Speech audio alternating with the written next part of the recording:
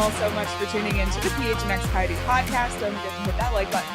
Subscribe wherever you get your podcasts. Leave us a 5-star review. I'm Leah here with Craig, Petey, and Sean as always, and we have a very special guest in studio. It's former Coyote Darcy Hordichuk, who just went on a adventure to Australia on behalf of the Coyotes. We'll get into all of that, but welcome to the show, Darcy. Thanks so much for joining us. Yeah, thanks for having me. Should we just call you Ambassador? Mr. Ambassador? I don't know what I am, but I got a free trip to Australia. And it was probably one of my highlights of my career. It was so much fun. And yeah, I think you guys are obviously going on the trip too, and it's going to be a treat for everybody. And you don't realize how big hockey is down there until you get there. And we had so much fun on the trip, and just seeing how hockey is going to continue to grow throughout the NHL by having the Kings play the Coyotes down there is going to be great for everybody. We're going to get to that in a minute, but let's catch up. What have you been doing?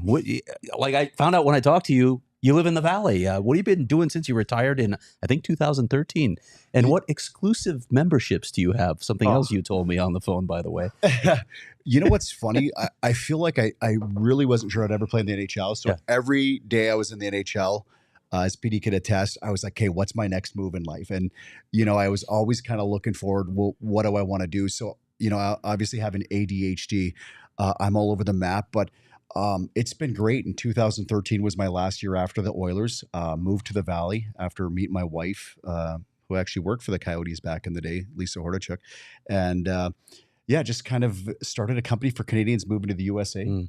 So we started a company called Canada USA, and we help snowbirds move to the USA. Awesome. We do their currency. We do all their real estate and all their travel insurance. So we have our own travel insurance brokerage. We have our own real estate brokerage, and really got into vacation rentals. Really kind of enjoyed, fixing places, and currently just bought a place in Desert Highlands off that course. So when you buy a place, you get a membership, and got a chance to kind of golf a little bit more, playing on one of the top courses in Arizona. And just loving life. And everybody kind of gets scared after sports about whether it's what you're going to do. And I've really got a chance to embrace it. And I look back and probably made more money in these years not taking punches than when I played. So I feel like I not take back those 12 years taking punches, but real estate's where it's at. Why the Valley? Why'd you decide that you wanted to be here? Bought a house in Nashville, just recently sold it, had a place in Franklin. So that's kind of where I wanted to be. And then obviously my wife followed me around for my whole career, and I just kind of left it up to her. Where do you want to be? And her parents actually live in Prescott. And then her grandparents lived there, and her sister moved here. And being from Saskatchewan, it's a hop, skip, and a jump if I ever want to go back home, which I, try to get back as often as I can to Canada. It's just the perfect place. And living all over the place, you appreciate how great the Valley really is. And I wouldn't change it for the world. I get one quick comment, because I think it's something we were at the Ice Den yesterday for Media Day, and there were a lot of former Coyotes there, alumni, just at the rink, because I got kids playing and so forth, and talked to a few different guys, and they've been out of the league for a while, and they're still like, I don't know what I want to do. And I think that shows great foresight on your part, that you had a plan, because all the pro hockey players listening right now, get a plan. And I put that to everybody. Get a plan to what your future is going to look like. So kudos to you for making a plan and setting it up, because I see you all the time and you are a happy guy. So has this been the path that you always thought you'd be on? Or is this just kind of came up and you just created it yourself? No, you know what? I think I try to live life the right way. And I feel like kind of people gravitate towards you, and you just, I feel like things happen for a reason. And, it's ironic how I just met this guy and he wanted to buy into my company, Canada USA. And next thing you know, I'm building a rink for him in Seattle, and we've become best friends. And I just think if you get yourself out there and you're willing to fail, back when I was with the Coyotes, I bought 9 houses also back in the downturn and took a beating. But that's the part of the journey of life. It's not about the money. It's about the failure. It's about getting out and doing stuff. And that's how you learn. I was just with a whole bunch of NHL guys over in Whitecourt, Alberta, doing a charity event with Craig McTavish and, Steve McIntyre and Luke Gazdick. And, he was just telling me how the last 2 years have been a really tough time in his world with COVID and trying to figure out, he was kind of that tough guy just coming into the game, and then all of a sudden fighting disappeared. And I just said, Luke, like, what are you passionate about? Like, figure out what that passion is. And he is going to work with Sportsnet and he wants to do stuff. But I said, there's so many people that still want to be around athletes. Like, you're one of 100 million people that have made it. You're different. Your mentality, your mindset. So just figure out kind of what that is, because everybody wants to be around you. And I always love giving back. And I started a charity event in town called the Valley Guardians. And some of the best people I've ever met have been at our charity event. The more you give back in life, the more you get, Fantastic. And that's kind of what I live by. Speaking of charities, I want to talk to you about the Thunderbirds, because this was a fun story that you told me. First of all, I don't know if a lot of people know what the Thunderbirds are. I do, because I'm around sports. I'm at the Open. Yeah. I've seen the work that they do in the community, but this is an exclusive group. This is not a group that you just knock on the door and say, hey, can I join? So can you tell us a little bit about that? It actually fell on my lap at the perfect time. This group's been around since 1937. I think there's 2 Canadians that have ever gotten this group. I'm the first NHL player to ever get in the group. You can call it a God thing. I don't know how it happened. I don't know one Thunderbird. But it was just such a cool group. I mean, you want to talk about guys that have type A personalities. You got Sam Fox. I'm hanging out with Doug Ducey. You got Larry Fitzgerald. Like, all these amazing people. And we all have the same thing in common. We want to just give back. There's no egos, because the guy next to you has 2 jets, 2 Challenger 350. And you're like, oh my God, I thought I was a big hockey player. And I'm like the bottom guy in the totem pole. But it just was funny how it all came together.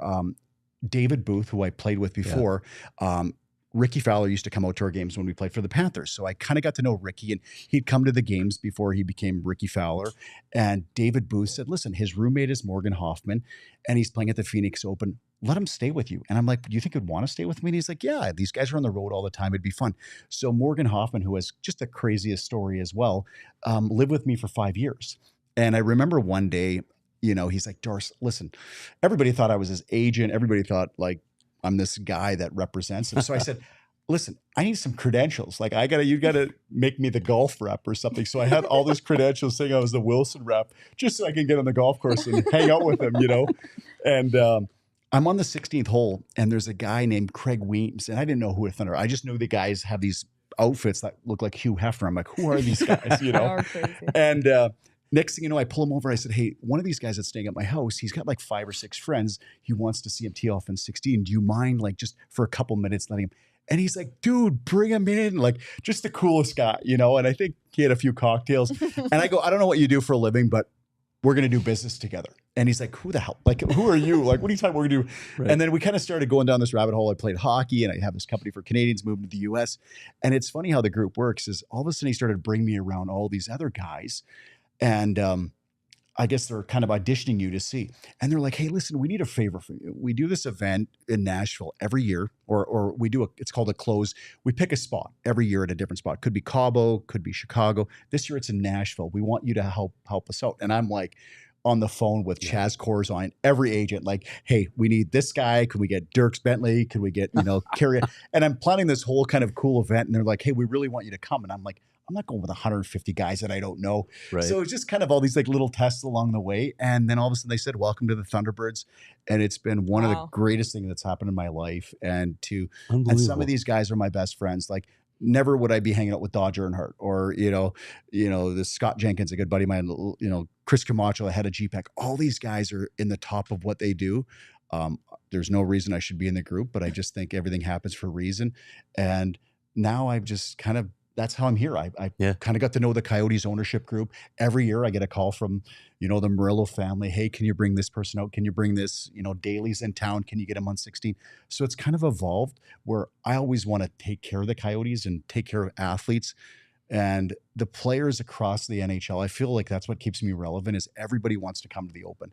I mean, I had Burroughs in my suite. I had Christian McCaffrey in my suite at the Open. Like, people like, Bellinger and all these guys that you never, but it's the one thing you can't get. You can't get a ticket on 16 unless you have a corporate. There's a 10-year waiting list. And, I've been on it forever until, fortunately enough, I was able to get a suite. So, but it's just a cool journey. And some people are like, I don't like golf. I don't like golf either. I think I've watched 4 holes of golf since I've been a Thunderbird in 10 years. Don't say, edit that part out. Okay.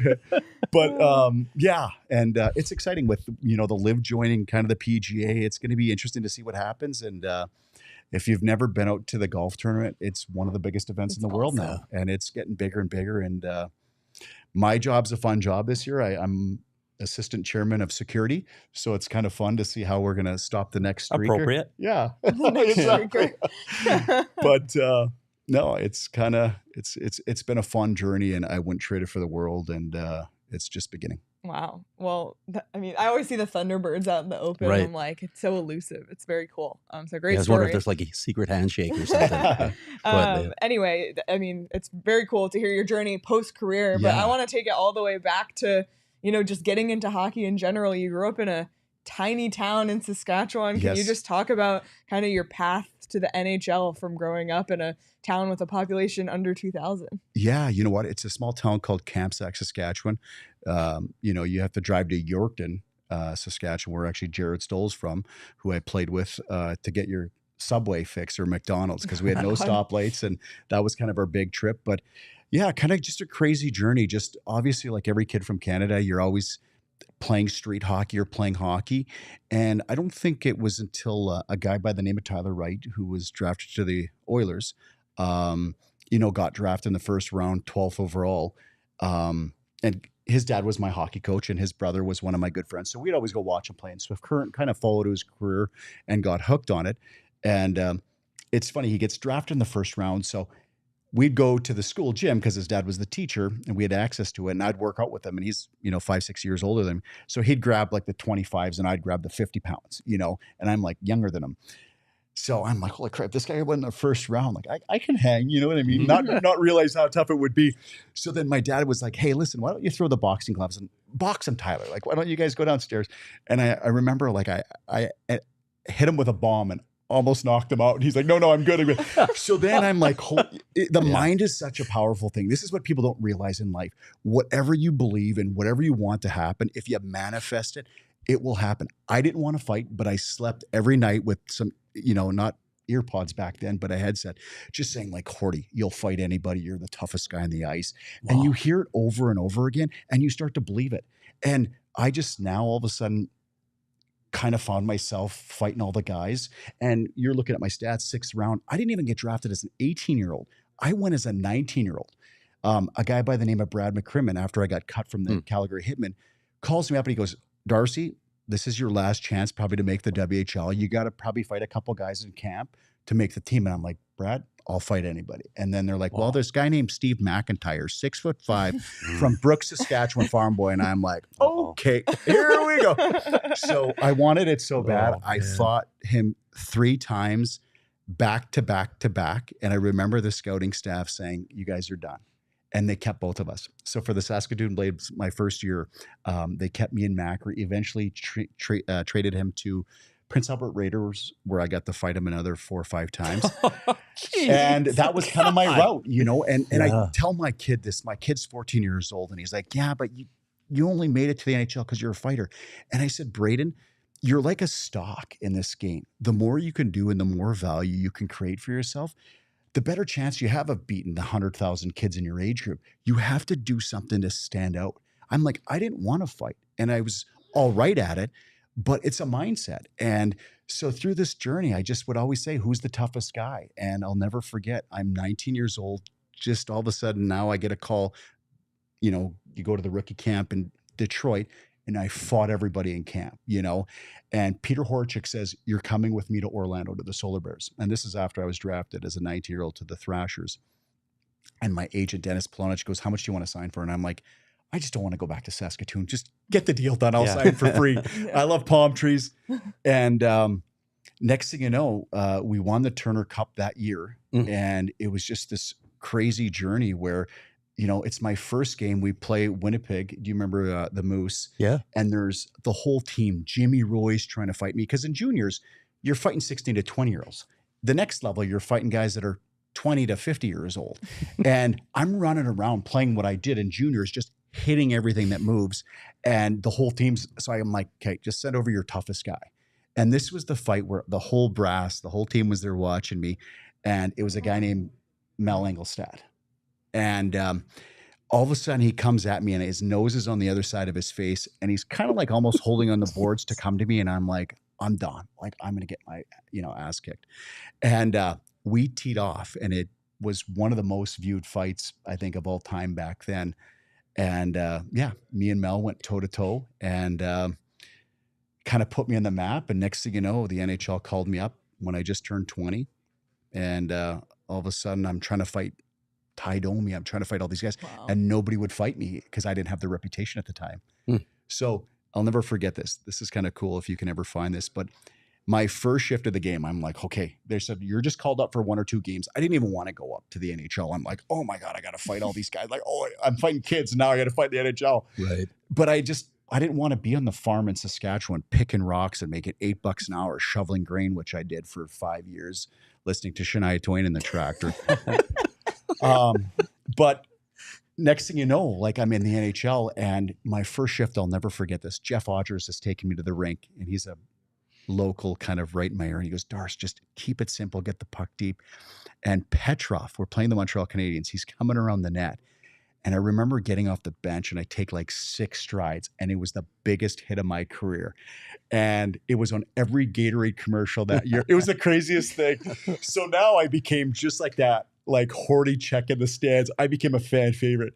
And they didn't send me down for I think I played the first year 15 or 16 games, and fought Probert twice. That was on my bucket list, and started just finding a way to stay in the league. And yeah, you mentioned training. You trained with Chuck Liddell, right?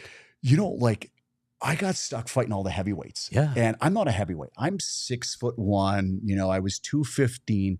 I'm supposed to be fighting the Carcillos. I'm supposed to be fighting all these guys. But because I fought George Laraque 16 times, Peros 12 times, Jody Shelley, Derek Boogaard, nobody would ever fight me. And I remember this terror that Carcillo was on as the Coyotes. He was beating everybody up. He was kind of knocking guys out. So I was like, okay, Laraque, for whatever reason, didn't want to fight me that night.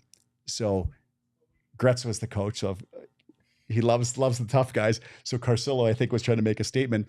And you could see what I did with him in that fight when I'm actually fighting somebody my size. I just absolutely teed off on him and ended his 30 fight win streak. But yeah, it was kind of a tough role having to fight all these big guys, but it gave me the career that I had and really enjoyed it. Do you think now, though, because the game has changed so much, the Qs got rid of fighting, you don't see fighting in the NHL like you used to? Do you think that would have changed your career path, or you think you still would have found a different way to get yourself into the league? You find a different way. Yeah. You know what I mean? People don't realize half of it's on the ice and there's half off the ice. If you just shut your mouth every day and you just do your job, like it's funny, I got about 20 tweets from all these guys, not tweets, but like Kevin BX is like, dude, what the hell's Yak talking about you? But I don't know if you guys seen that little story about Yakupov, what he said. But every rookie that came on the team or every guy, you got to create value. There's a million tough guys out there. There's a million people. So you got to find what do you bring to the locker room? What do you bring to the team? You can't just be hockey. You got to figure out a way. So, here with the Coyotes never had a car deal ever. And I had Legends Cadillac. I don't know if you remember this, but whether you're Ramsey Abid or you're Shane Doan, I got these guys car deals. I go to the Canucks. Nobody had a car deal with the Canucks. I got the Sedin twins and Volvos. I got Burrows. You know what I mean? Guy.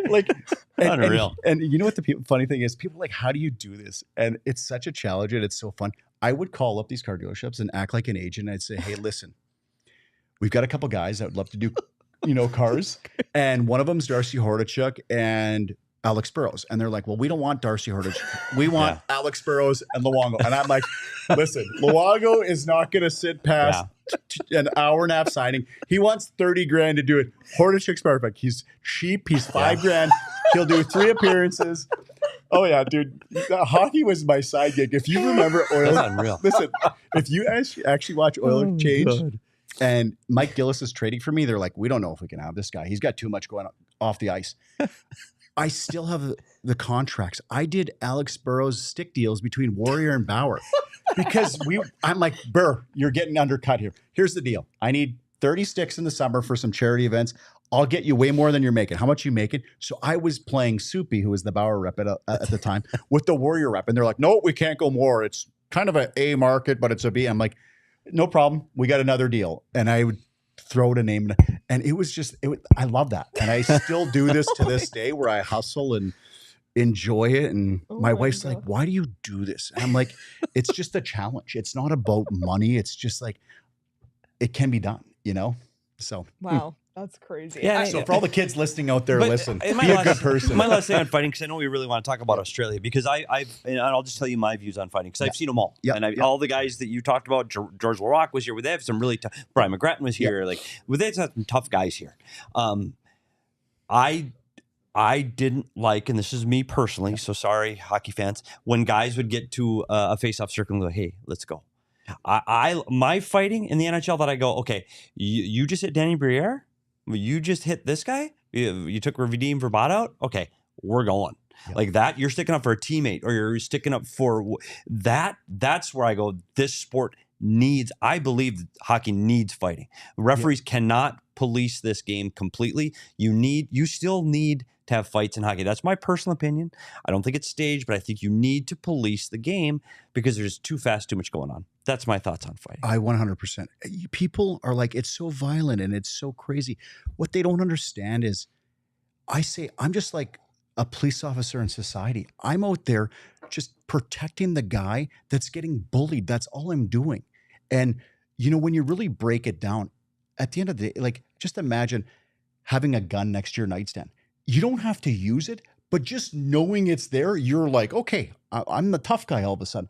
I was that for everybody on the ice. I would have games when I'd play in there. Taylor Hall would come up to me and say, hey, Avery's coming after me. So then I'd go to the bench and I'm like, listen, if Avery talks to Hall again, I'm going after Turco and I'm going to run Turco. And Avery went after Hall again. So you can see in a video, if you Google Hordichuk tries to run Turco, I ran Turco. So then the message gets across, don't mess with our guys. So you're kind of, policing everybody. And at the end of the day, us tough guys respected each other. And everybody's like, well, you weren't trying to really knock him out. My best friend was Garnet Exelby. I almost put him out of hockey. We played together. I almost ended his career. I buckled him with a punch. You know what I mean? Mm-hmm. And that's just part of the journey. And the problem is when you get to this level, everybody is training not everybody's training with Chuck Liddell or Glover Tixter, but everybody knows that punch is coming. So you can't hurt guys because they've been through 1,000 fights and they know how to protect themselves. But it gets the point across real fast that if you see a fight like that you're not going to be running around with your head cut off. Wow. So I'm teaching my kid to keep going out there. Listen, when he's on the ice because there's bodies flying. And he did smoke a guy, one of the bigger guys. He played up a year last year, and he was so pumped after the game. He's like, Dad, I crushed this guy.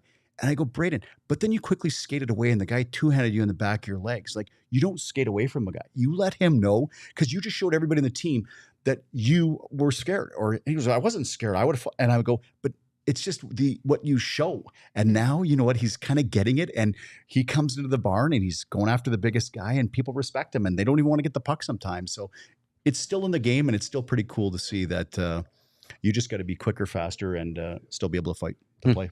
Wow. Well, there's still so much to get into. We haven't even talked Australia. I know. We haven't even talked about Australia. We haven't really dived into your time with the Coyotes. But I just want to take a quick pause to tell everybody the hockey season is, I think, a month. I think the Coyotes play a month from today, a regular season game. You are correct. And you can bet on all of the hockey games upcoming. I would bet on Hordichuk in a fight, by the way. Yes, I would. After that little speech, I'm ready. I'm going through a brick wall. Let's go. I got Hordichuk in this one, 3 round. Seriously.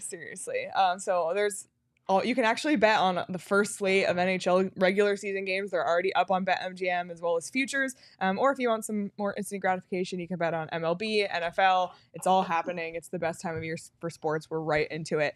So download the BetMGM Sportsbook today. If you haven't already signed up, use the bonus code PHNX and place your first BetMGM Sportsbook wager through BetMGM mobile application of at least $10. Wow, PD with the sound effects. And you'll receive $200 instantly and additional winnings regardless of your wager's outcome. You can check out the show notes for full details. And now listen to Shane talk about the disclaimer. Gambling problem? Call 1-800-GAMBLER. Colorado, D.C., Illinois, Indiana, Kansas, Louisiana, Maryland, Mississippi, New Jersey, Nevada, Ohio, Pennsylvania, Tennessee, Virginia, West Virginia, Wyoming. Call 877-8-HOPENY or text HOPENY 467-369 New York. Call 1-800-327-5050 Massachusetts. 21 plus to wager. Please gamble responsibly. Call 1-800-NEXT-STEP Arizona. 1-800-BETS-OFF Iowa. 1-800-270-7117 for confidential help Michigan. 1-800-981-0023 Puerto Rico in partnership with Kansas Crossing Casino and Hotel. Visit BetMGM.com for terms and conditions. U.S. promotional offers not available in D.C., New York, or Ontario.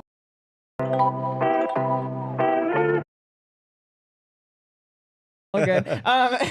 Once you win some money on Circle K, you're just making money because Circle K is saving you on gas. If you join the new free membership program at Circle K, it's called the Inner Circle, and it's completely free to join. You can save 25 cents per gallon on your first 5 fill-ups at Circle K and get every 6 free on a selection of Circle K products, pizza, coffee, ice cold fountain drinks. So you can join the Inner Circle for free by downloading the Circle K app today. Terms and conditions apply at participating locations. Visit CircleK.com for details. All right, let's talk a little bit about Australia. And let's start with, how did you become the Coyotes ambassador to Australia? You played here from 2001 to 2003. Yeah, it was like where Shane Dones played 1,500 games. Darcy Hordichuk is not second, by the way. Yeah, he comes in with a total of 26 games for this. So let's make him the ambassador. So how'd that happen? Listen, obviously Shane didn't want to go on the trip. Speaking of Shane Doan, right? Shane probably didn't want to go on the trip, and probably not a lot of other guys. But yeah, they just kind of asked. And I think Shane endorsed me. He said, listen, I really think that you'd be good to go down there. And was that how it went down, or did Shane just not answer his cell phone, which happens all the time? Yeah, you know what? It's funny.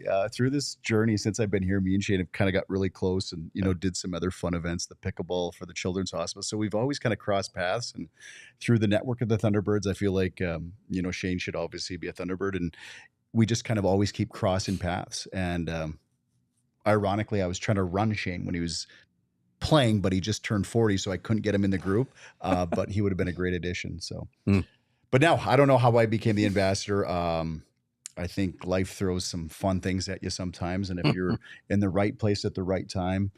But I'm so glad I am, and I'm so glad I get to go on this trip again. I think Javier and the Murillo group have been so incredible to me, and forever I'll be grateful to Bill Armstrong and that whole group and the Coyotes team for allowing me to tag along. So, well, we're excited that you're coming on this upcoming trip, but can you tell us a little bit about the trip that you did go on? Just what you did, what you discovered, just kind of take us through that whole thing. You know what? We really never knew what exactly it would entail. And I've never been to Australia. So I literally show up and, Brown shows up. He's representing the Kings. Dustin Brown, you're talking about, Dustin right? Brown. Yeah. Coyotes fan favorite. Yeah, big statue if you need to see it in LA. I mean, so I'm sitting next to this guy. He's got 2 Stanley Cups. He's got a statue outside. He's an absolute legend. I didn't even realize he was that good. All I remember is me trying to run him every shift and trying to fight him, and he wouldn't fight.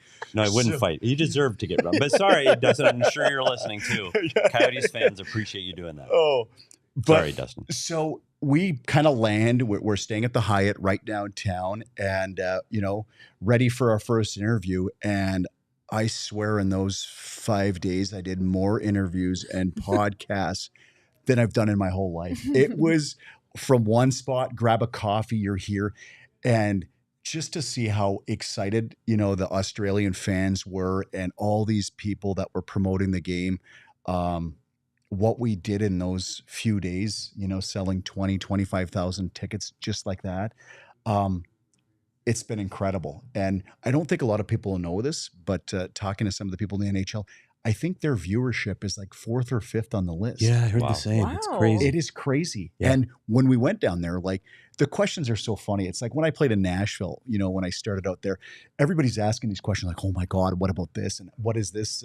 And it was so fun to see like them asking questions. Well, how do we get ice down here? Do you think we're going to get ice in time? And I go, by the way, you guys have 2 hockey rinks right around the corner, the O'Brien's Ice House. And ironically, my next door neighbor, who's Dougie Wilson Jr., his dad, used to be the GM for the Sharks forever.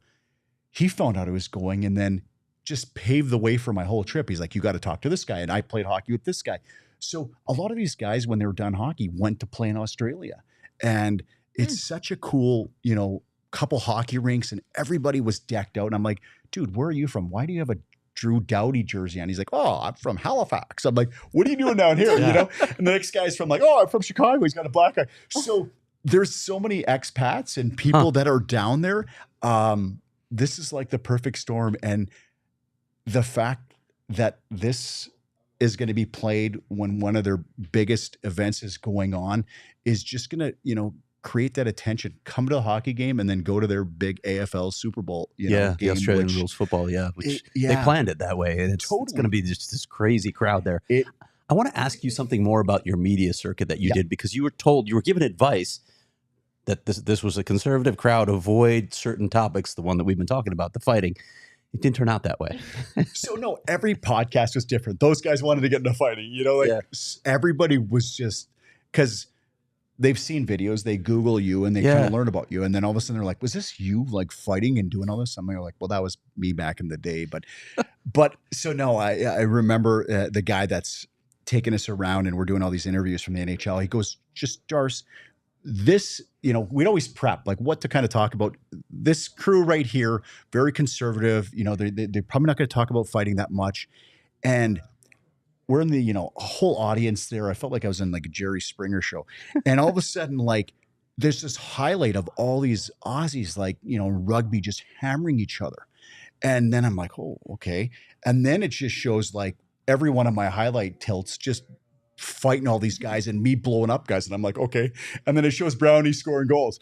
So if you see this interview, like Brownie kind of took it over for the first like minute and a half. And it looks like they don't even want to talk. And then it was just like, why do you do this? And how do you fight? And then like, when I was off the air, they just wanted to keep me around. And they're like, this is unbelievable. You got away with this, you know? And I was like, well, I was on Good Morning America a couple times, dragging Avery around. And, you know, this got me 3 games, cost me $30,000, but it was worth it. You know, they're like, they just love that stuff. And so, yeah, it was just so cool to see their perspective and what we think, what they want to see. And I know that all of them have already reached out and they want to do interviews again and they want to come see the game. They're just so excited of how, you know, hockey can be so physical, but yet so skilled. And it's everything. And that's why it's one of the greatest games on earth. Can you talk a little bit about the hockey culture in Australia? Because I think a lot of people, when they heard about this event, they said, why Australia? Normally, you know, the NHL goes to Prague and, you know, there's an established hockey culture there. And you look at Australia and I think a lot of people said, why Australia? But, you know, you were talking to us before, like there's an established hockey culture there. Not only is there an established hockey culture, these fans are the most passionate fans you're ever going to meet. They just want to go cheer on somebody. You know what I mean? And they love the rivalry. I think the one sport, they have like 6 teams in one city. Like most places couldn't even handle one team. And here in Australia, in Melbourne, they have like 6 different teams that they switch dressing rooms. Like it's crazy how passionate these fans are. And I think they like to have fun and love to drink coffee and support their sports teams. Yeah, we were going to ask you your favorite parts of Melbourne because we need Rex, obviously. You know, we're probably going to be tapping you when we get there. Craig's bougie about his coffee. Oh, big time. Coffee He's bringing his coffee press with him. Oh, listen, every ridiculous. time I'd go to a they're like, no. This coffee, it's not like what you're used to. Like that stuff's garbage. Like this coffee's the best. So they'd take us around. But I tell you what, like if you can Google Chin Chin, this restaurant, I'm craving it right now as we speak. I brought the recipe or the menu back for Sam Fox because I'm like, he needs to open up one of these down here. But it's just cool 80s, 90s vibe music and like all these tapas on the menu. So you pick like 4 or 5 things and it's just like the food melts in your mouth. And it was so great. Can I interject? Like when I joined PHNX, the last thing I thought is Darcy Hordichuk talking about tapas in Australia. In Australia, really? That's what my life has become now. Well, you know what? Wow. There's so much to do there, from the golf to the kangaroo watching. Did you see a kangaroo? Not until I was on my way back to the airport, and the guy points out there's like 100 of them, like a mile away. Just out there. Just out by the airport in this big field. And you know what? They look like deer. I don't even know what I was like. I'm like, oh my God, I could say I seen a kangaroo. But this time around, I really want to go to the zoo and really kind of see them up close and We got a Well, you plan. can take these two around I because they're going to need it. I did see wallabies. Like, Wallabies, yeah, yeah, they're exactly. everywhere. Yeah. Yeah. Is it okay? I don't know what that is. It's like a smaller kangaroo and it's Okay. darker brown. It Okay. literally looks like a Perfect. kangaroo. It's just small. Okay. But those things are like on the side of the road, but not downtown. Is that why I'm not going? Because I couldn't pass the no Australia test, like a wallaby? No, you're not going because you couldn't handle the 17-hour flight. That's fair. That is fair. Well, somebody's got to hold on the fort. Let's I got a give you little some bit of credit. anxiety Yeah, issues. I you couldn't read gotta, you got to hold on the fort here, you Yep. know? Oh Exactly. my god. How was the flight over? Got any tips for keeping occupied? On Yeah, just download every episode of Netflix because you know what? It's not bad. Seriously. Like the time change isn't that bad, but I felt great this time around. Like I don't know what it was. If it was just I stayed up later, and you know when you fly out at night, Yeah. and it's awesome because there's so much great food coming, and you're just kind of doing your own thing, and you just get caught up in life too. Like it's finally like I don't sit still for more than an hour. Like on that trip, I was like, oh, I'm going to try to read a book. It's like first time I read a book since grade 4, you know what I mean? And it was just kind of cool to like really slow your life down. And so, you know, I think everybody's different, but bring some melatonin too, I guess. I'm just going to say, how is the weather there? Is the sun shining? Yeah, no, the weather, I think this time of the year was great. Yeah. You know, obviously there were some rainy days, but it's weird because in your mind, like my buddy picked fruit in Brisbane and, you know, he's talking about snakes and, you know, I'm looking at kangaroos, but then you get down there and I'm like, I feel like I'm in Vancouver. You know what I mean? So it's not until you kind of get outside of the city and you start to maybe go on some of these tours that you really get the feel of it. But it's just another great place that has great food and supposedly the best coffee in the world. Yeah. Yeah. If you About ask to him. find out. I've been telling Craig. Well, I imagine it'll be sunny some of the days, so we're gonna pack our shady rays, Craig, our sunglasses to keep our eyes protected from the sun, because I think there is something to this. Like the ozone layer is thinner in Australia. Like they actually have the That highest sounds made rate. up. This is true. They have the Okay. highest rate of skin cancer in the world. That's true. Wow. I've never been more tan in my life than when I went to Australia. Huh. Did you know I've been, Petey? She studied abroad, too, Yeah, for those by that the way. didn't know. Not in Bougie. Australia, in Italy. But anyway, yeah, Craig and I will be packing our shady rays for all of our Australian adventures, and they do ship internationally. I know one of our diehards ordered them to England, so check them out. And again, Shady Rays, they have great styles, great colors, and for great prices. So exclusively for our listeners, Shady Rays is giving out their best deal of the season. You can go to shadyrays.com and use code PHNX for 50% off 2 or more pairs of polarized sunglasses. Try for yourself the shades, rated 5 stars by over 250,000 people. We're getting into the spirit of sports season being back, and one of the things I love to do the most is, you know, decorate my space in order to, like, we have our Coyotes bobbleheads on the table. If you look around us, all of these gadgets and gizmos, I love to say that, are from our friends over at FOCO. They have the best Arizona sports merchandise around, apparel, bobbleheads, and everything in between. Anything you can think of, FOCO has it. So check it out. Deck out your man cave, whatever it is. And they also have a ton of limited edition stuff as well. So you can check out FOCO right now, FOCO.com, and use code PHNX. And for all non-presale items, use promo code PHNX for 10% off. So I want to ask you this. In your opinion, what's the value of a trip like this? Like you can say, okay, we're going to Sweden or Finland or Czechia, and like we talked about, there's a pro culture there are players coming. What's the value of taking the NHL to Australia for these 2 exhibition games? I mean, you can't even say what the value is. I mean, this is like a generational thing where Gretzky gets traded to the Kings, and all of a sudden, because this guy went to the game, you know, now his kid's playing hockey, and I really think it's going to be that way for hockey down there. Just kids kind of coming to the game and seeing what it's all about and starting to tune in and just curious, right? And the fact that, you know, the NHL's willing to take a leap and do this is absolutely so amazing. So this will kind of be one of those things you look back and be like, oh my God, they were the 4th or 5th had the highest, you know, ratings, to now they could be, you know, the 3rd or 2nd. And this is what it's all about. It's just growing the game, and it's about getting that excitement out there. I mean, if you like rugby and if you like cricket and you like some of these other sports, how can you not like hockey? You know, it's such a great sport, and it's so fun to watch. I think it's gonna pay off dividends. All right, and I have a dream. Clearly, travel is a major stumbling block to this, but could you ever see the NHL becoming a truly global league where we've got teams in Europe, we've got teams in Australia, where it truly is all around the world?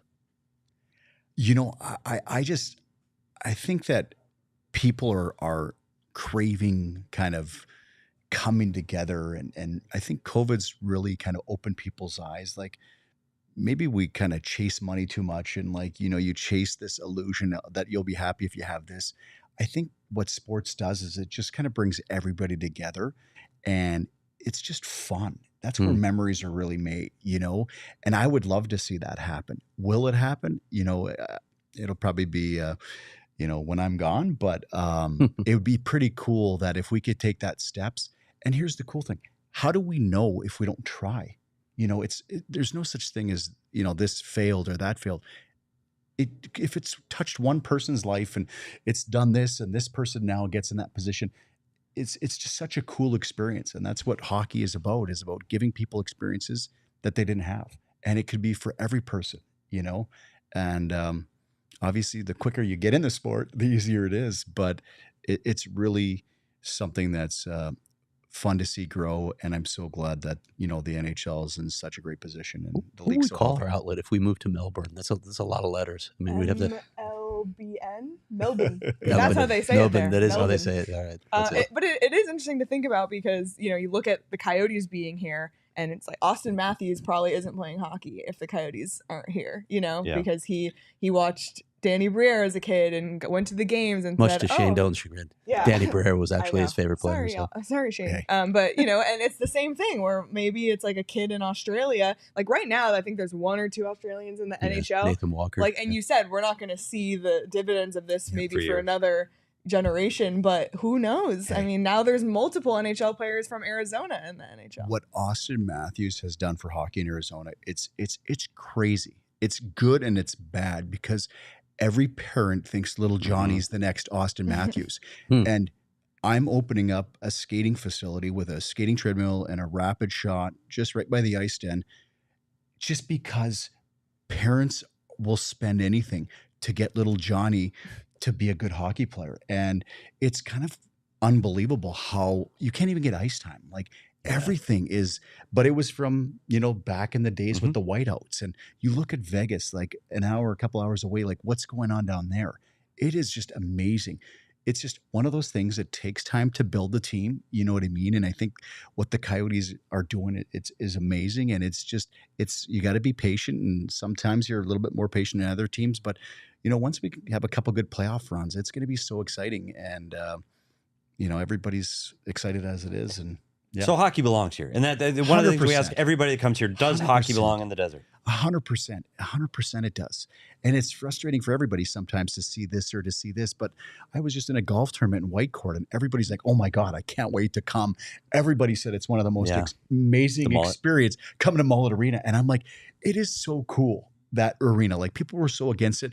I'm like, to be a player and play in that atmosphere, that's what gets you excited. You know what I mean? Like, that's what makes it fun.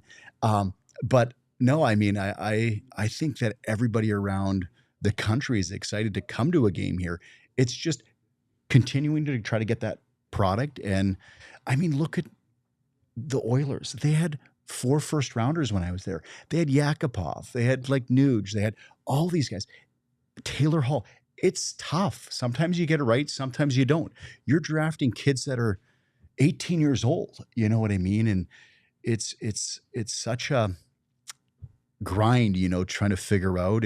But I know this management group, I know the steps that they're taking, going beyond just drafting, trying to figure out the families, trying to figure out, the people they surround themselves with. And I think really that's what's important, is going that extra step to get a product out on the ice that everybody will be happy to cheer behind. Well, this has been amazing. Great stories. And I know Craig has more of them coming. Next week, your newsletter is going to be about Darcy. All about Darcy. So, that's going to come out on Monday. And if you haven't signed up for our newsletters yet, do so. You get one every day in your inbox. Coyotes, Suns, D-backs, Wildcats, Sun Devils, Cardinals, just another perk of In your email inbox? and you're like, you don't even have to go to the website. How It's do just, I do that? You just Shouldn't I get that? I'll help you out after We'll the explain show. up here. Yeah. Jesus. But check it out. Become a diehard today. You can join our Discord. You can get 20% off merchandise, 20% off events. We have all of our PHNX Cardinals away game watch parties out at BetMGM in Glendale, where there's ticket raffles, prize giveaways, and more. You can check out the link in our show notes for that. That's coming back in October after a couple homestands here. People were winning like Cardinals tickets there. CWP Charles won some Cardinals tickets. And by the way, great TV screens there. Great place to watch a lot of football. Great sports bar. So It is actually, yeah. It is. so anyway, And you can gamble. If there's one bet that I was going to tell you guys to make, if okay. you want to double your money, okay. Yes. I just spent 2 weeks in Vancouver. Yes. And this Connor Bedard kid, he is beyond the real deal.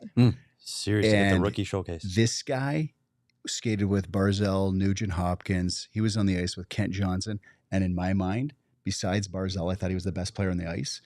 And there's a bet, I think, if you look for Rookie of the Year, Calder. Yep. he is going to get He's a that lock, huh? hands down. He's a lock. I mean, not only a lock, but look at how many points he's going to put in. Oh, It's going to no. be the over on the points too, because when you see him skate around there with all these ex-NHL or all the current NHL guys that are top players, and he's still dominating, it's pretty impressive. And he has one thing in mind, and it is all hockey. It's business. He would go from 5-on-5 games for an hour and a half to then a 3-on-3 game for another 30, 40 minutes. And then my kid was out there skating with him, and he just worked with my kid for like 45 minutes, just shooting pucks and teaching him the game. And that's what you want. You cheer for guys that are good people. And you're not getting a Johnny Manziel. You're going to get the real deal. And by the way, Coyotes fans, that those extra 5 wins that we got that season in the middle of November. Stop. Yay. Oops. Never mind. Yay. Hey, we never know. It can pay off. Well, Darcy, we can't thank you enough for joining us. These have been some great stories. I'm sure we'll catch up with you in Australia, and looking forward to it. We'll have a long flight too. Definitely. To catch up again. Plenty of time. Well, some good stories, I'm Yeah. sure, for the next time around. Yeah, absolutely. So thank you again. And everybody watching on YouTube, thanks for your comments. Be sure to hit the like button on this video, whether you're watching live or later. And if you're listening on audio, be sure to like, subscribe, and leave us a review. You can follow our show on Twitter at PHNX_Coyotes. And we'll be live tomorrow at 11 a.m. to talk all-time Coyotes lineups. A little throwback Thursday. I wonder, is Darcy Hordichuk going to crack the top 12 forwards all time for the Arizona Coyotes? Stay tuned tomorrow to find out. Hey, look at this guy. Now I see why Coyotes hired Darcy Hordichuk. Perfect spoke. Look at this. Look I at can see that. it. There it is.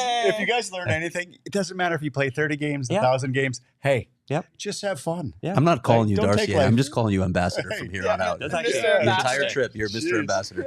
Well, Oh, great. Oh, man. Yep. Great compliment. And everyone, thanks again. And we will see you all tomorrow. Enjoy the rest of your Wednesday, everybody.